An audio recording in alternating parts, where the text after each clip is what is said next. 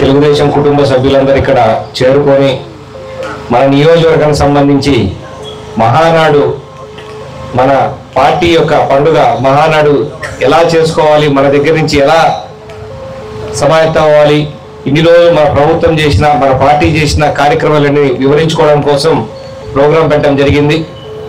కానీ వర్షం వల్ల అందరికీ అసౌకర్యం ఉంది. ఇంత వర్షంలో కూడా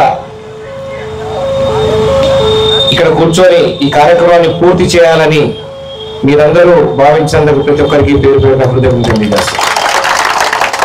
తెలుగుదేశం పార్టీకి ప్రతిసారి కూడా మహానాడుని ఎంతో ప్రతిష్టాత్మకంగా చెప్తుంది.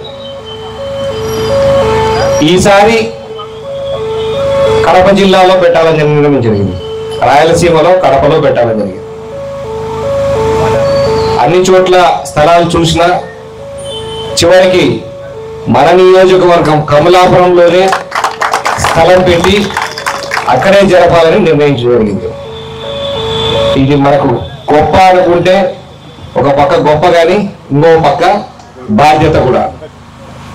ఈ బాధ్యత అంతా మన మీద పెట్టినారు.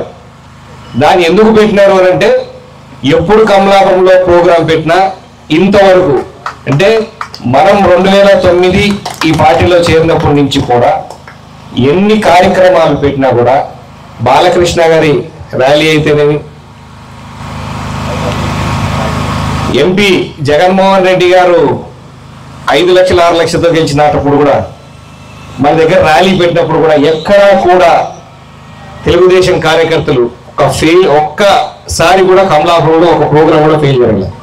ప్రతి ప్రోగ్రాము పెంచుకుంటూనే పోయినారు. ఇవన్నీ ఒక ఎత్తు అయితే, అపోజిషన్లో ఉన్నప్పుడు పోయిన ప్రభుత్వంలో మొదలు పెట్టాలా, ఎక్కడ మొదలు పెడితే ఎక్కడ ఫెయిల్ అవుతుందో అన్న కార్యక్రమం చేస్తున్నప్పుడు రాయలసీమలో మొట్టమొదటిగా కమలాపురంలో బాధుడే బాధుడు కార్యక్రమం కమలాపురంలో పెట్టారు. అది సూపర్ సక్సెస్ అయిన తర్వాత మన గౌరవ ముఖ్యమంత్రి కూడా చాలా బాగా చేశారు. ఈ ఊపు మిగతా చోట్ల కూడా మన పార్టీకి మంచి ఊపు తెస్తుందని కూడా అనుకోకుండా రా కదలరా కూడా అంటే జిల్లాలో ఇన్ని ప్రోగ్రాంలు ఏ ప్రోగ్రాం పెట్టినా కమలాపురం పెద్ద ప్రోగ్రాం అంటే కమలాపురంలోనే పెట్టాలని రా కదలరా కూడా కమలాపురంలోనే పెట్టారు. అప్పుడు కూడా 1,00,000 మందికి పైగా అంటే మన దగ్గర నుంచి ఒక 40-50 మంది వచ్చారు. మిగతా కాన్స్టిట్యూయెన్సీ కూడా 1,00,000 మందికి పైగా సభ జరిగింది. ఈ నమ్మకంతోనే ఈసారి కూడా బాధ్యతలు కమలాపురం మీదే పెట్టినారు.